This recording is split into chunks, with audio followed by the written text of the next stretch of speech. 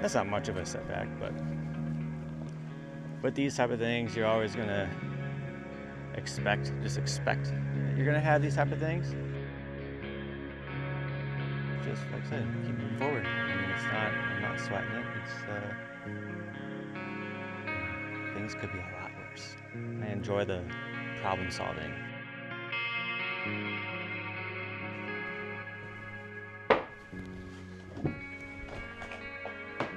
What's up, everyone? My name is Brandon, and this is the Dudek Project, episode 2. Yes, we made it through episode 1, and let me tell you, that was a pretty long episode. And to all who made it through all 38 minutes of that, thank you so much. I really appreciate it, and it actually turned out a lot better than I was anticipating. So I do appreciate all the views and the comments, because it actually turned out pretty good. So I'll try to do everything I can to make these episodes not too long, maybe around 20 minutes max long. So yeah, today we are going to, we're going to finish re-nailing the siding and marking out all the bad boards that are on the house. A couple weeks ago I started this, and it was just a gorgeous day out, blue skies, and so I got half of the house all done, and then I got really busy. Work was really busy. My boy started school, and then he started football, and I got games every week, and then yeah, so you all know how life goes. So yeah, we're gonna get back on the house because I have a window open today and tomorrow that I can kind of do some of this, and we're going to finish it and then move on to the next project, which is going to be actually repairing everything that we marked. So yeah, lots to do. But in between the house project, I'll also be doing other projects as well. So we'll try to mix it up a little bit so it's not so, hopefully, say the word boring, but got to try not to make things boring, right? So hopefully everything is not too boring to you guys, and we kind of mix it up with, other little projects here and there. And I'm going to take you underneath the big barn because I also spent like 8 days straight cleaning out the bottom of the barn. And that was what led to just splitting some wood, led to cleaning out the entire barn, bottom of the barn. And it was a pain. Yes, it was. It was dirty, dirty, dirty, dirty underneath of there. But I'm very excited that I got all that pretty much done. And I'll take you guys underneath the big barn because I know in episode 1, I took you guys underneath the big barn and you can actually see how cluttered it was. And then now it's like, I gained like 500 square feet underneath this barn. So yeah, I'm gonna stop talking and we're gonna get right to the project. All right, guys, so we're gonna quickly go down here in the bottom of the barn, and I'm gonna show you what I was talking about, how clean I got this barn, the bottom of this barn, because it literally took me about 8 days. I worked all the way through the weekend on it, and then every day after work I worked on it. And yeah, I probably took like 2 showers every time I was in here because it was just so dirty, and I had a couple huge fires just burning all the stuff that just needed to go. So it started here in this spot right here. I had a bunch of wood right here, and I needed to start splitting all that wood that was there, because I have my mindset on buying something, and for my 40th birthday, and I'll be 40, October, and by the time this comes out, it's most likely going to be October, because it's like just a few days away. What led to just splitting wood led to cleaning out this entire barn. And I made a couple little short videos on this process. I didn't film the entire process for the channel for this episode. It was just really, really, really dirty, and I just didn't want to, you know, get these cameras, you know, too dusty. So I just made a couple short videos. But anyways, yeah, what led to cleaning just this place ended up cleaning out this entire barn. So check out episode 1 and you'll be able to see how cluttered this barn was. So I do have electrical in this barn, and I want to let you know that I do not leave the breaker on to this barn when I'm not using it. I always shut it off. It does have old electrical in here, and I'm already in the works of putting together the material list that I need so we can get power from the shop sub panel into here. So I'm gonna run like a 50 amp breaker panel in here, so I can run, you know, all new electrical outlets, and you know, I'll have plenty of power for this barn. So how dirty this barn was underneath of here, I mean, one little spark would be a disaster to this big barn. So we definitely eliminated a lot of the fire hazard that this barn has, besides the old electrical in here. But yeah, check out that fieldstone foundation. It's pretty crazy. And then, you know, all the tree trunks that are here. Pretty cool. But yeah, it's quite the space on here now.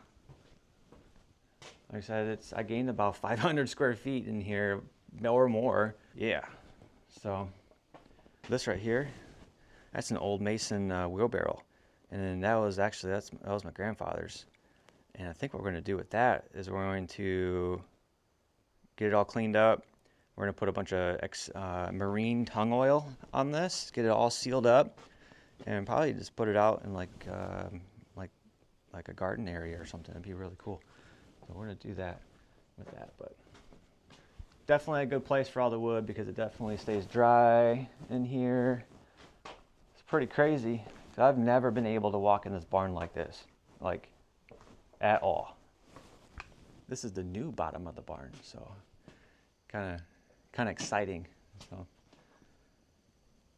but they always say though, when you clean out spaces like this, you always tend to put more stuff in it. So we're going to be using the Metabo siding nailer and with the 1 3/4 ring shake nails. That's what we're going to use. And I might mark out all the bad boards with the white paint. I'm not sure. Depending on how good I can see this on the side, maybe I'll just use like a different color, completely different color, so it really stands out, but I don't want it to look like I'm spray painting the house or something. And a air compressor and hose. And some ladders.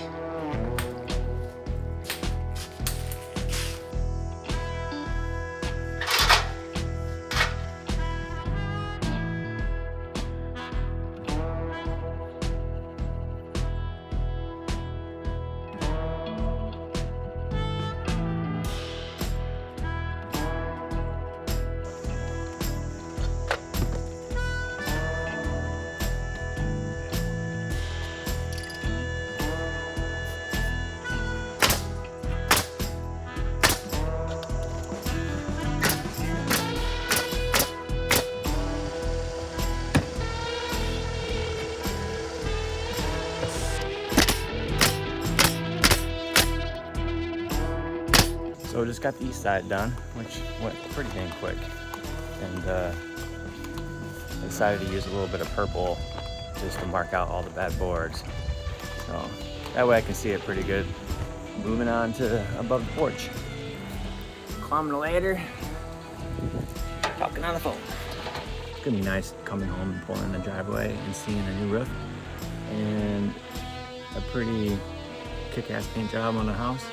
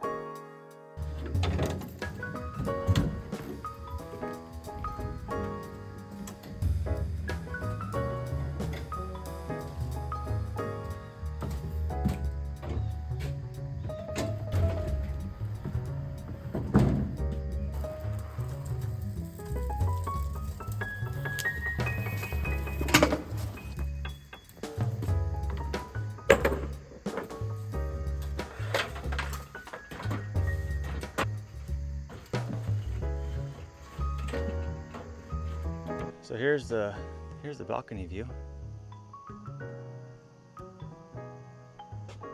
It's quite high up here, about 14 feet up.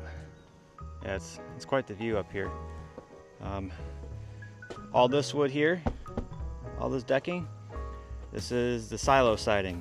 It's 2-inch Douglas fir, and this is I recently just put sealant, more sealant, two coats of sealant on this. But yeah, this boards, these boards are nice and strong. But yeah, it's pretty sweet.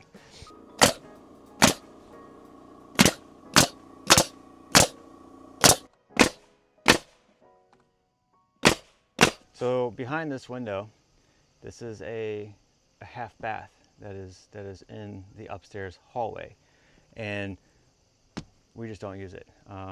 Never did anything with it, but we're going to. And obviously this window's bad. So I mean, this is something that we're going to also replace as well while we're doing this. But we gotta find. I want to find like a decorative window, something like a stained glass window or something, and we're going to put it in here. So we're going to, I have a few places in mind that we might go venture off to and go track something down, but this would be a perfect place for like a cool stained glass window is right here. So this is going to go, and a replacement is going to go in. This house is about, I think from the ground up to the bottom of the overhangs is 20 feet, so it's pretty tall.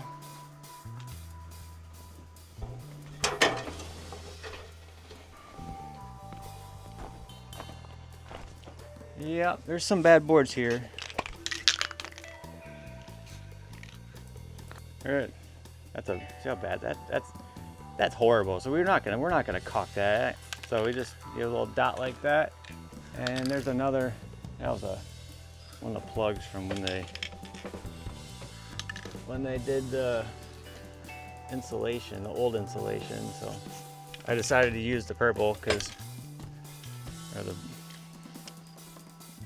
the plum. It's called glass red plum.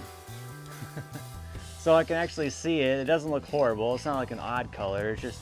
It's a color to where I can just look up and actually see the spot from the ground of what needs to be repaired. So yeah, a little bit. A little bit. Kids, don't try this at home.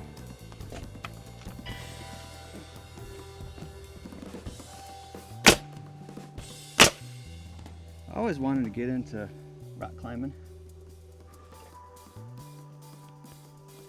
But, ooh, there's a big spider nest. I do a lot of things. So I got into skydiving. Yeah. Skydiving's pretty amazing. About 3 years ago, actually, yeah, well, 4 years ago I went tandem. That was when I needed to free the mind, I guess. And I went and jumped on a plane and did the tandem, and I loved it. And then I came back to that following year, late in the season though. Took the ground class, got through that, and then I did 3 jumps, which would be a Cat C. And I was doing really good, and then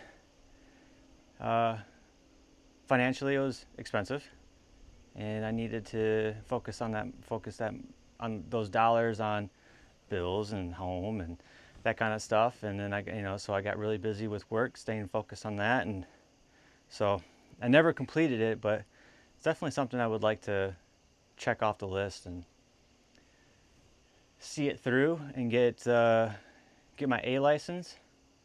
Yeah, it's hard to explain what it feels like. It's very relaxing. Once you jump out of the plane, it's super relaxing. The plane ride up, that is the most terrifying thing ever. But I mean, there's a certain point to where it just goes away and it becomes extremely fun. But getting through that process is it's all in the mind. But once you jump out of that plane, it's pretty relaxing. But you gotta be on your game. So it's like swimming in water. I guess if I could say it, what it feels like, it's like swimming in water. So Sunday, which is yesterday, it was the first day of fall, which is pretty sweet. It's my favorite time of the year. And it's just the colors and the weather.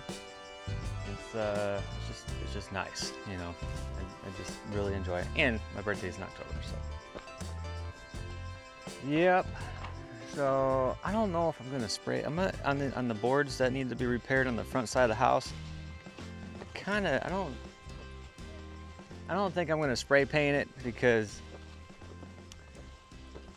yeah, I don't want to make it look like somebody snuck over here at night and tagged my house or something. So I even have a couple bird holes up there. So sometimes I think about what in the hell am I getting myself into? I've refinished a lot of wood over the years, and doing this is pretty much no different.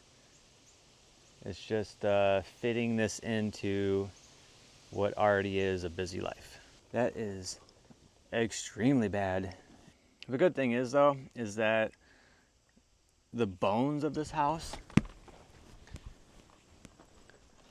the studs in this house are a full 2-inch and 4-inch, or 2x4, all white oak. That's a big reason why these homes still are standing strong.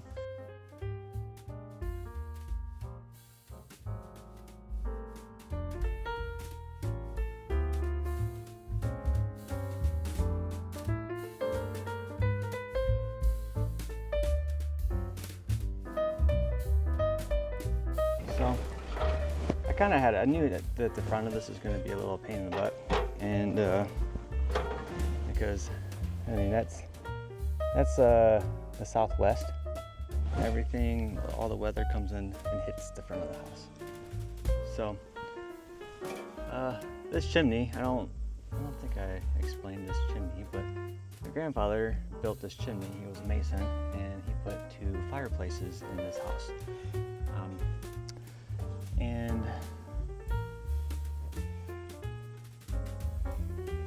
the boards do not have a backer. There's nothing behind it to nail to. Look, big old cavity right in there. Yeah. So, and there's nothing there to nail to, but there is right behind here. I was thinking maybe cutting every other slat and pulling that out, and then tucking in behind a piece of stock right in there, to where I can actually nail the front side of this siding to that stock, and that stock would be screwed into the stud. So who knows? I have to kind of think about this one and make a plan A and plan B. I think we're going to hold off on nailing the siding down because of what I'm finding out just by this. No big deal. Always figure solve the issue and keep moving forward. So yeah. So while we have everything pretty much wrapped up on renailing all the siding on the house and marking out all the bad boards, we still have the front of the house to pretty much address. I knew it was going to be bad, but actually when you get your eyes a lot closer, you start seeing more things. And I just haven't really focused on it until now. So what we have going on here is that when the chimney was built, when Grandpa built the chimney, he went on his finished edge of the brick was right on a finished edge of the studs. And that trim board that runs in the corner of the siding and the brick, that's a stud right there. So where that siding is, the end of that siding, there's nothing there to nail into. So the siding is just all, flimsy and everything. So because it runs all the way up, we're not going to, and there's all the repairs to do, I'm not going to go through and nail everything just yet. We're just going to do all these repairs, address everything on the left and right side of the chimney first. And while we're there addressing it, then we'll be renailing the siding. So I just figured that'd just be a lot more efficient. That way, if I need to pull something out and it doesn't have a fresh nail in there, so I'm not fighting that. But I have a couple ideas what we're gonna do with that little issue. So all in all, it's not too bad. It could be a lot worse, but not too bad. I'm still excited. So I'm gonna be excited through this whole process. So it's gonna be, I've been here for 11 years. I pretty much know all the issues that need to be done with this house. So when I start doing things, if the issue or an issue arises, I'm not going to get all stressed out about it. So I'm done being stressed. So I mean, we all have stress, but you know what I mean. I'm not going to sweat the small stuff, So, and then before we go, let's talk about this real quick. Underneath the porch, right? Because I'm going to be thinking about this quite often, and I would like your opinion. So underneath the porch, this is my idea, is even though the siding is really good, I really, really, really, really like some of these homes that are being like a two-tone look. I don't want to do anything extraordinary, but I have an idea on all the siding that is underneath the porch. I'm thinking about doing that in cedar and actually keeping I don't really like the amber tone of the cedar. I don't think that yellow the amber tone would look good with the color of the paint, but some sort of like a lighter stain maybe. So the bottom would be a lighter stain of cedar, and then everything else would be the painted color. So what do you guys think about that idea? Should I keep it all the same color? Or do you guys like the idea of doing cedar, a stained cedar underneath? So it would be a two-tone look. So, and then you see, I have a front door and a front side door. The front door, I never use that door. I have a big china cabinet in front of that thing. That leads into what is now the dining room. And then that door leads into what is the living room. And the living room runs all the way to the corner of the house and half of the big part. So it's pretty good sized living room. It's a little narrow, but it's really long. Here's my other question. I know you guys haven't seen the inside of the house yet. However, should I close off this door and just put my wall back up, run all the siding up through there, and then keep the front door, and then obviously replace the front door, so it's just a nice door in the front.